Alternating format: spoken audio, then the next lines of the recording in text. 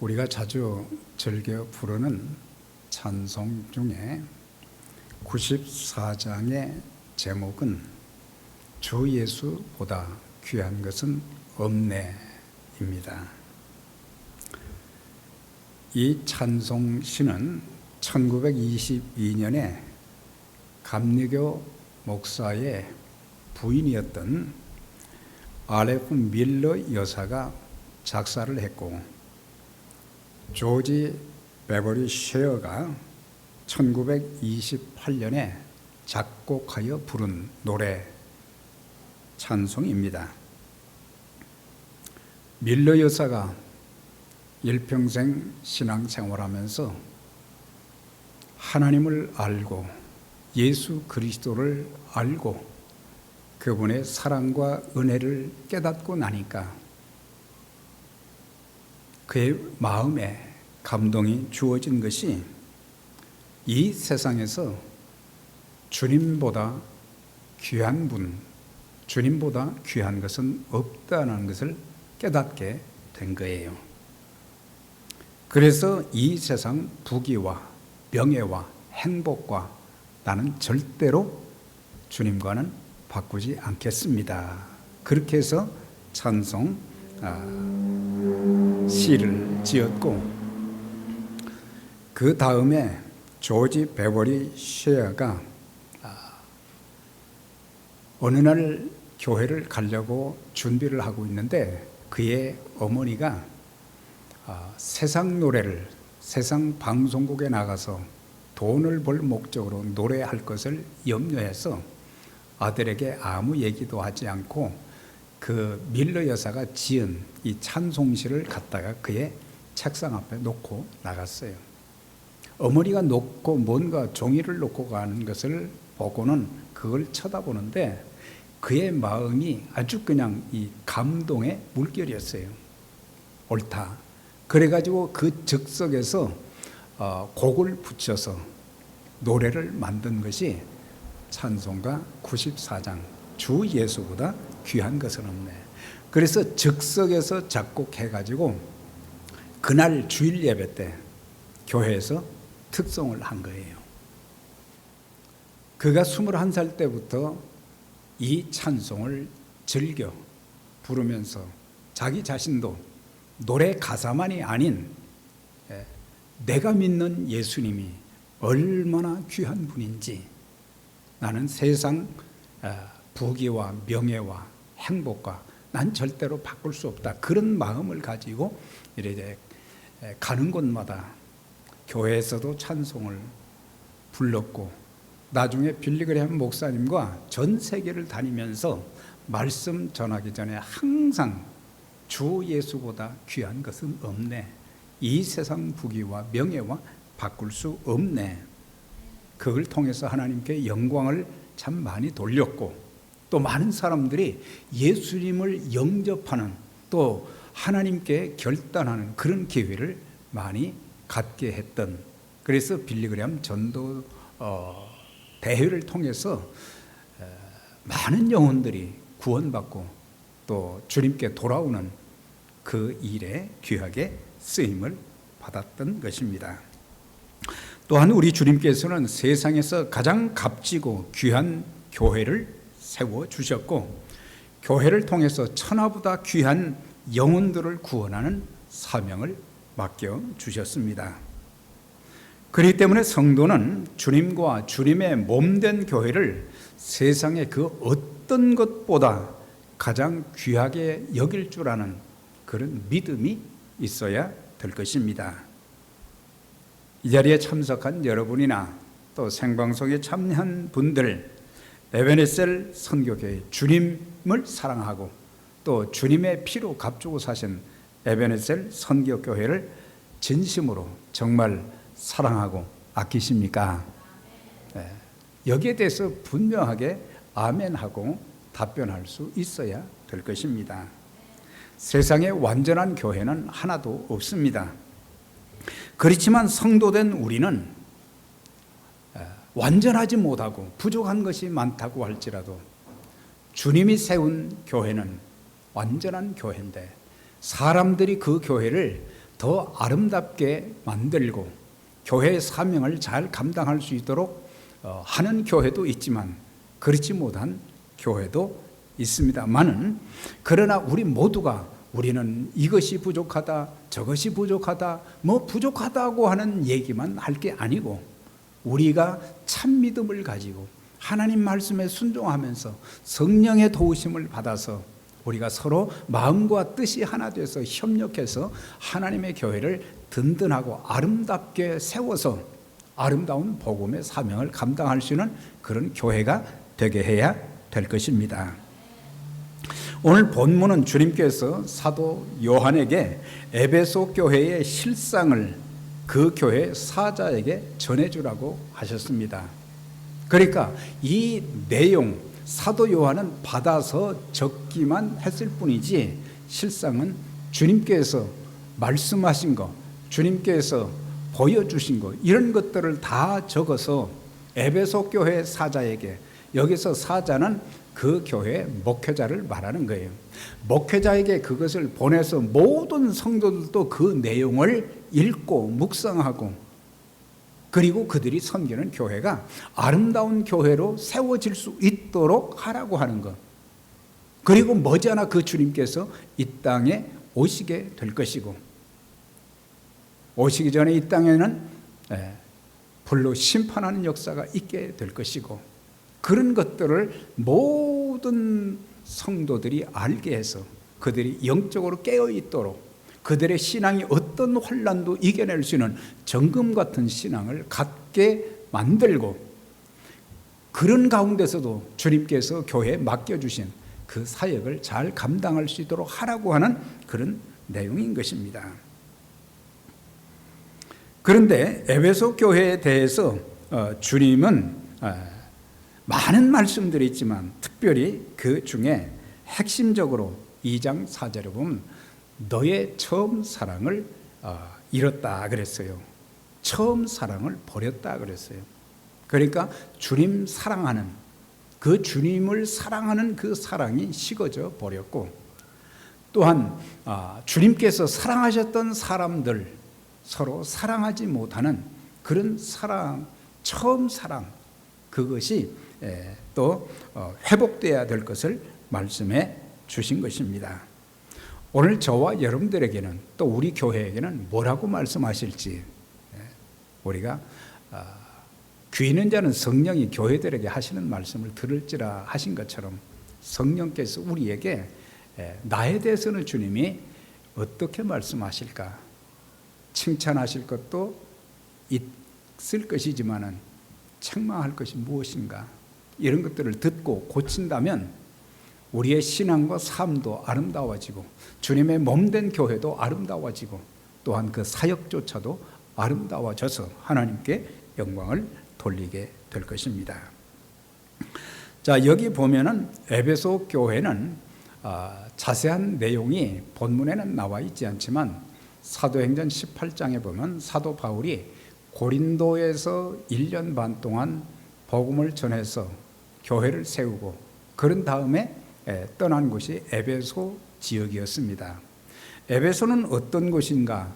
소아시아 지역에서 가장 큰 항구 도시라 그랬어요. 그러면서 정치, 경제, 문화, 교통의 중심지가 되었다고 합니다. 그리고 그 지역은 미신 숭배가 얼마나 성행했는지 이방 신전들이, 큰 신전들이 굉장히 많이 있었고 로마 황제를 숭배하는 그런 신전도 적지 않게 많았다고 합니다. 그리고 그 도시는 성적으로 문란하고 타락한 도시였다는 거예요. 그러니까 경제적으로는 참 괜찮은 그런 그 지역에서 사람들은 살았지만은 영적인 면이나 또한 도덕적인 면에서는 형편없는, 그런데 그 도시에 2000년 전에 얼마 정도의 인구가 살고 있었느냐, 기록에 의하면 25만에서 30만이 되었다고 그래요. 대단히 그때 당시로는 굉장히 큰 도시였죠.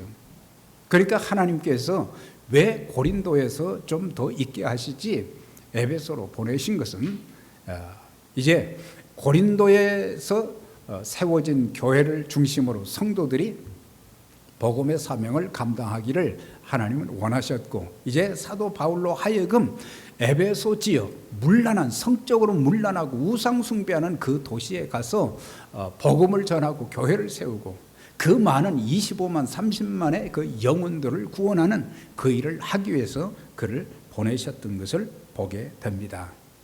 그래서 사도 바울이 그곳에 갔었던 때가 주후 54년경인데 제3차 전도 여행 때 그곳에 가서 복음을 전하고 또 교회를 개척해서 3년간 사역을 정성스럽게 신실하게 감당을 하면서 특별히 2년 동안은 두란노 사원을 세워서 성경 공부를 시켰어요. 그래서 성경의 자세한 내용들을 매일마다 2년 동안을 가르쳤다 그랬어요.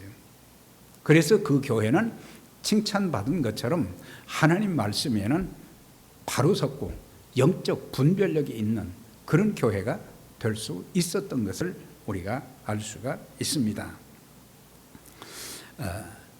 그런데 그가 이제 사도행전 20장에 보면 예루살렘에 올라가는 도중에 에베소 지역의 목회자들을 이렇게 쭉 불러서 그들에게 고별 설교하는 장면이 20장에 나옵니다.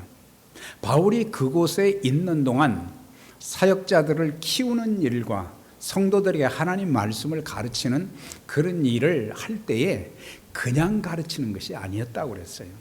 단순히 성경 지식만 가르친 것이 아니고 그는 내가 겸손과 눈물로, 그리고 유대인들이 그렇게 바울의 사역을 방해하고 바울을 비판하고 바울을 힘들게 만들었지만 온갖 시험을 다 견디면서 주님을 섬기고 그 영혼들을 섬겼다.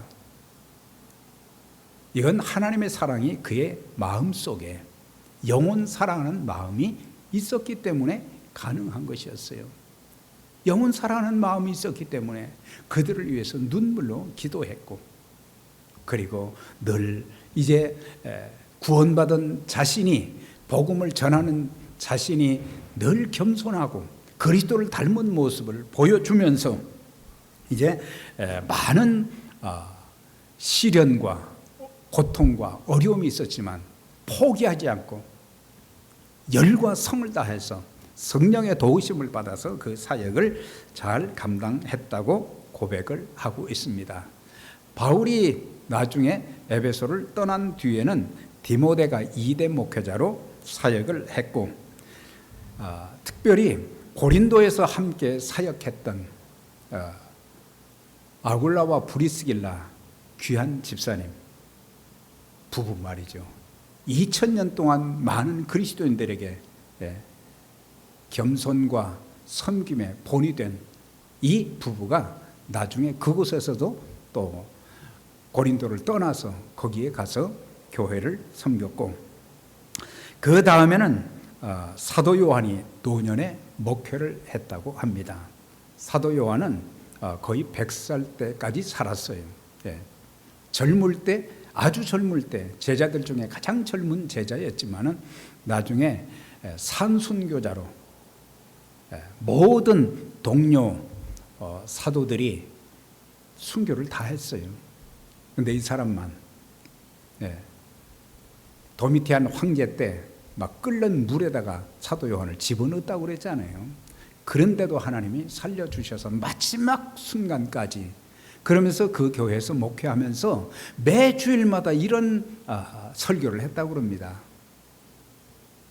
설교 제목이 뭐냐면 서로 사랑하라. 귀가 따갑게 성도들이 들은 거예요.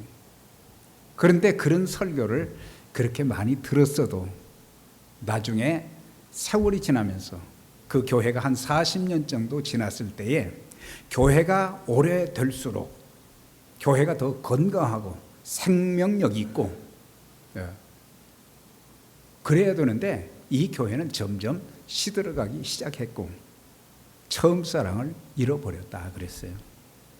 그래서 회개하고 첫사랑을 회복하라 그렇게 말씀해 주신 것을 보면서 우리가 주님이 참 세상의 그 어떤 것과 어떤 분과 비교할 수 없이 귀하고 그분의 피로 값주고 사신 교회가 그렇게 귀하고, 그래서 교회를 무시하면 안 됩니다. 왜?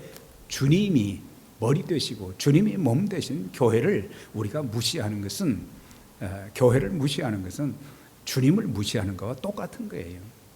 그리고 같은 믿음의 가족들, 성도들 서로를 존중하고 귀하게 여기고, 그렇게 해서 연합해서 우리는 지체의 사명을 감당해서 그리스도의 복음을 전하는 일에 힘써야 될 것입니다.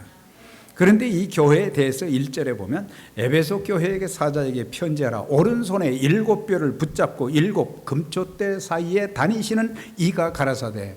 이게 누굽니까? 주님이시잖아요. 주님이 어떤 분이신가? 7 뼈를 붙잡고 7 금초대 사이에 다니신다. 그럼 7별 7 금초대는 무엇을 말하는가? 누구를 말하는가? 계시록 1장 20절에 보면 정확하게 나와 있어요. 7별은 7교회의 사자요, 목회자라고 그랬어요. 7교회의 목회자. 그 다음에 7 금초대는 7교회라 그랬어요. 그러니까 주님이 그렇게 귀할 뿐만 아니라 주님이 피값 쓰고 사신 교회도 그만큼 금처럼 귀하다고 하는 거예요. 예. 여기서 오른손으로 7뼈를 붙잡았다는 것은 7교회 목회자들을 세심하게 보호하신다고 하는 그런 뜻입니다.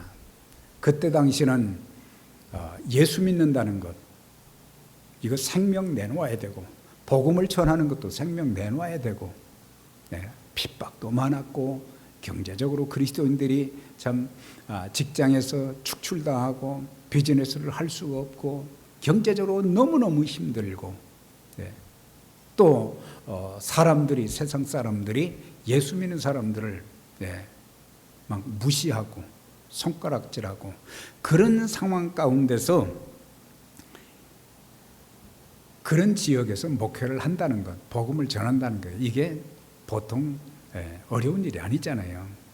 그러니까 주님께서는 그 교회 목회자들을 돌보셔서 붙잡아 주셔서 보호해 주셔서 끊임없이 그리스도의 복음의 사역을 이렇게 이어가도록 만들어 주신다는 것. 7 금초대 사이에 다니신다는 것은 주님께서 교회를 두루 살피고 계시다고 하는 그런 내용입니다. 무엇을 살피고 있느냐? 교회를 이루고 있는 성도들의 신앙과 삶을 지켜보신다고 하는 거예요. 그들의 삶의 형편도 지켜보시고 그들의 삶의 행위도 지켜보시고, 우리 하나님은, 우리 주님은 불꽃 같은 눈으로 우리 모두를 지켜보시는 거예요. 지켜보신다는 것이 한편으로는 위로가 되고 용기가 되지만 다른 한편으로는 우리는 하나님 앞에 범죄하면 안 된다. 죄짓고 불순종하고 참 냄새나는 형편없는 그런 삶을 살면 안 된다는 것을 우리에게 또 교훈을 해주고 있습니다. 그래서 주님께서 그 교회를 보시면서 칭찬도 하시고 또 책망도 하시고 권면도 하시고, 그런 내용들을 우리가 이제 에베소 교회를 통해서 계속 살펴보게 될 것인데, 이만큼 7 금초대 사이에 다니신다. 그것은 지금도 우리 주님께서 우리 교회를, 우리 성도들의 모든 신앙과 삶에 참 겪는 어려움들, 이 모든 것들을 다 보고 계시고 알고 계시고 도와주어야 될 것, 일어서게 해 주어야 될 것 주님이 아시고 또 때마다 일마다 은혜 베푸시고 공급해 주시는 그런 역사가 있게 될 것입니다. 2절 3절에 보면 내가 너를 안다는 내용이 2번씩이나 나타나고 있어요. 내가 너를 안다. 그러니까 에베소 교회를 아실 뿐만 아니라 에베소 교회를 구성하고 있는 모든 성도들의 그들의 생각도 알고 계시고 그들의 마음도 알고 계시고 그들의 삶의 모습도 알고 계시고 그들이 겪는 아픔과 고난도 다 알고 계신다고 하는 거예요. 주님이 알고 계시기 때문에 우리는 염려할 필요는 없어요. 다만 우리가 하나님 앞에 순종하고 또 하나님 앞에 기도하게 되면 하나님께서는 우리의 처한 모든 상황, 아무리 어렵고 힘들어도 다시 일어서게 만들어주시고 길을 열어주시고 하나님께서 큰 일을 행하여 주시는 것입니다. 자, 그러면 그 교회에 무엇을 알고 계신다고 그랬느냐? 행위와 수고와 인내를 알고 계시다. 네. 또 그들이 영적 분별력이 있어서 이단의 세력들을 이제 분별해내고 그들을 교회를 망치지 못하도록 그들을 내쫓고 그래서 하나님 말씀 위에 바로 세워진 그런 교회. 네. 자, 차례대로 생각하면 여기에서 행위는 믿음의 행위를 말하는 거예요. 본래 우리가 믿음은 예수님을 내 마음의 구세주와 주님으로 영접했을 때의 그것을 믿음이라고 우리는 알고 있잖아요. 그런데 구원받은 이후에 그 사람이 험한 세상을 살면서 믿음으로 살아야 되는데 어떤 사람들은 믿음으로 사는 사람들, 믿음으로 산다는 건 뭐예요? 하나님을 바라보고 산다는 거예요. 하나님을 의지한다는 거예요. 세월 지나갈수록 의지할 것뿐일세 아무 일을 만나도 예수 의지합니다. 믿음의 사람들은 그 믿음은 환경을 초월하는 믿음이기 때문에 하나님께서 내가 아무리 어려워도 내가 주님을 의지하게 되면 주님께서 환경을 초월해서 역사하시는 하나님의 일들을 그들에게 허락해 주시기 때문에 그래서 여기에서 믿음의 행위를 말하는 거예요. 예수님을 영접하는 그게 아니고 우리의 일상생활 속에서 삶의 상황에 관계없이 주님만 바라보고 의지하며 하나님의 뜻을 따라 살았다고 하는 거예요. 자기들 뜻대로 신앙이 없을 때는 또 기초적인 신앙만 가졌을 때는 신앙이 어렸을 때는 이제 보면은 전부 그들이 자기 뜻대로 자기 생각대로 자기 하고 싶은 대로 다 했어요. 그러나 신앙이 성장하고 성숙하게 되면은 어떤 상황 속에서도 어떤 일을 만나도 믿음으로 사는 거예요. 그래서 평생을 하나님만 의지하며 사는 그런 삶. 참 믿음은 행함을 통해서 그 믿음이 증명이 되는 거예요. 야고보서 2장 26절에 영혼 없는 몸이 죽은 것 같이 행함이 없는 믿음은 죽은 것이다.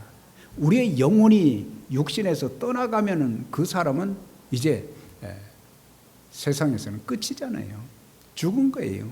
영혼 없는 몸이 죽은 것 같이 행함이 없는 믿음은 죽은 믿음이다. 여기서 행함은 단순한 도덕적인 행함 그 정도를 더 벗어나서 뭘 가리키느냐?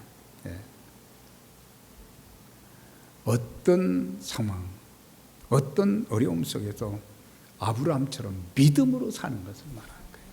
다윗처럼 믿음으로 사는 거예요. 믿음으로. 다니엘과 그의 친구들을 보면 평생 그들은 포로 생활을 하고 그 극한 어려움 속에서도 믿음으로 살고 자기들의 신앙을 그렇게 지키려고 목숨 걸고 사자굴 속에 들어가도 풀무불 속에 들어가도 나는 하나님을 믿는 이 신앙을 버리지 않겠다.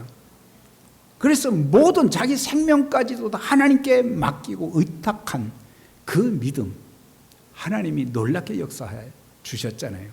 풀무불 속에서도 지켜주셨고 사자굴 속에서도 지켜주셨고 그래서 믿음의 행위 그걸 알고 계신다고 하는 거예요. 사랑의 수고 이건 단순한 노력이 아닌 일하다 지쳐서 쓰러지기까지 고통을 동반한 최상의 헌신을 말하는 거예요.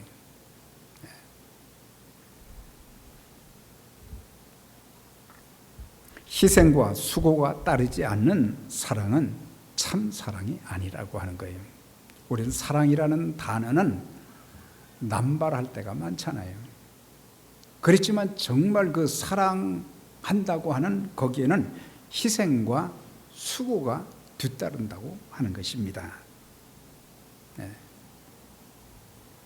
우리가 주님 사랑한다, 우리가 교회 사랑한다, 그럴 때 정말 주님과 교회를 사랑하는 그 모습이 우리의 삶 속에서, 우리의 신앙에서 나타나져야 되는 거예요.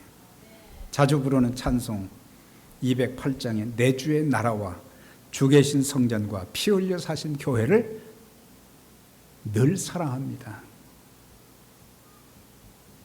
적어도 주님을 사랑한다고 하면 교회를 사랑하게 되는 것입니다. 네. 주님을 사랑하지 않으면 교회를 사랑하지 않습니다.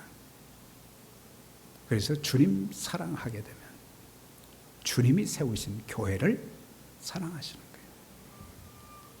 우리가 출석하고 섬기는 교회, 주님께서 세워주신 것을 믿으십니까? 네. 그걸 믿는다면 우리는 사랑하게 되는 것이고, 이 교회에 위하여 눈물과 기도로 내 생명 다하기까지 늘 봉사합니다. 우리가 교회를 섬길 때 내 개인적인 삶의 어려움도 있고 가정의 삶의 어려움도 있고 또 교회를 섬기면서 겪는 여러 가지 어려움들 참 많거든요. 그런 가운데도 우리는 주님이 세우신 교회를 위해서 교회의 사명을 잘 감당할 수 있도록, 주님의 뜻이 이 교회를 통해서 아름답게 전파될 수 있도록 하기 위해서 눈물로 기도하고, 눈물로 기도하고 내 생명 다하기까지 늘 봉사합니다. 그러니까 생명 다하는 그날까지 내가 이 교회 잘 섬기겠습니다. 이런 그냥 찬송, 그냥 노래만 부르면 아무 역사가 안 일어납니다. 그러나 우리가 그런 마음을 가지고 섬기게 되면 하나님의 놀라운 사랑과 은혜의 역사가 우리의 삶 속에서도 많이 일어나게 될 것입니다. 그래서 죄와 사망으로 죽은 나를 위해서 피 흘려 죽으심으로 나를 구원하신 주님, 그리고 그리스도의 피값으로 세우신 우리 교회 정말 사랑하는지 주님께서 물으시는 거예요. 너 내가 세운 교회 사랑하냐? 너 나 사랑하냐? 주님께서 십자가에 달려 돌아가시고 부활하신 후에 갈릴리 바다에서 제자들을 만나셨잖아요. 그때 베드로에게 물으셨잖아요. 3번씩이나 물으시니 네가 나를 사랑하느냐? 주님을 사랑한다고 하면은 사명을 맡기신다고 하는 거예요. 그는 담대하게 내가 주님 사랑합니다 그렇게 고백을 못했지만 내가 주님을 사랑하는 줄 주님께서 아십니다. 적어도 그런 마음이 있으니까 나중에 그 사랑하는 마음이 있었기 때문에, 자기 생명보다 주님이 더 귀한 것을 알았기 때문에 나중에 그가 목배임을 당하는 순교를 하면서까지도 주님의 복음을 전하는 일에 귀하게 쓰임 받았던 것을 보게 됩니다. 사랑하면 눈물의 기도가 있게 되고 또한 끝까지 봉사하는 것입니다. 한때만 아니라 어떤 비바람이 몰아치고 삶의 풍파가 있어도 주님 사랑하는 마음 변치 않는, 섬김도 변치 않는 저와 여러분들이 될 수 있기를 바랍니다. 사랑의 수고란 상대를 위해서 상당한 대가를 지불하는 것입니다. 주님의 교회 영혼 구원을 위한 수고를 어디에다 좀 비교할 수 있겠는가 생각이 난 게, 산모가 어린아이를 갖잖아요. 그러면 10달 동안 이 뱃속에 이렇게 해서 아이가 이제 자라게 되는데 그때부터 참 조심하잖아요. 여러 가지. 예. 몸도 잘 관리하고 또 태아에게 좋은 영향을 받도록 참 여러 가지 많은 것으로 이렇게 배우기도 하고 또 아이가 잘못된 영향을 받지 않도록 좋은 말만 하고 좋은 마음을 갖게 되고 그러면서 아이가 10달이 돼서 이제 출산할 때가 됐단 말이에요. 세상에 태어날 때 그 산모가 어떤 분들은 쉽게 아이를 출산하는 분들도 있지만 대다수가 참 난산의 경우들이 많아요. 고통을 그렇게 겪는 거예요. 난 너무 아프니까 나 아이 안 낳겠다. 그거는 진정한 엄마가 아니죠. 어떤 아픔과 고난이 있어도 이 아이를 내가 건강하게 출산해야겠다는 그게 있기 때문에 그 힘든 순간도 견디면서 근데 그 고난이 딱 지나고 아이가 건강하게 태어났을 때 산모의 눈에는 기쁨의 눈물이 흐르고 온 가족들은 그렇게 행복해하고 그 아이가 자라면서 참 키가 자라고 지혜와 총명이 더해가고 참 그런 모습을 볼 때마다 하나님께 감사하고 내가 이 어렵지만 이 고난의 순간들을 잘 견딘 보람이 있구나. 그처럼 우리가 교회를 섬기는 것도 그런 고통들이 우리에게 있을 수 있지만 나 그만두겠다. 그런 것은 합당하지 않은 거예요. 하나님의 사랑을 많이 받은 자로서 그거는 무책임한 자의 그런 태도가 되는 것입니다. 우리가 아무리 고통스러워도 아이를 출산해야 하는 산모와 같은 마음가짐으로 우리가 수고해야 된다는 것을 가르쳐주고 있어요. 한 가지만 말씀드리고 마치겠어요. 오늘은 에릭 프롬이라고 하는 사람이 사랑의 기술이라는 책을 썼는데 거기에 사랑의 특징을 5가지로 말했어요. 사랑은 사랑에 포함된 단어가 5가지가 있다는 거죠. 그러니까 첫째가 뭐냐면 사랑의 기초는 관심을 가지는 것이다. 관심. 사랑하는 마음이 없으면 무관심하다고 하는 거예요.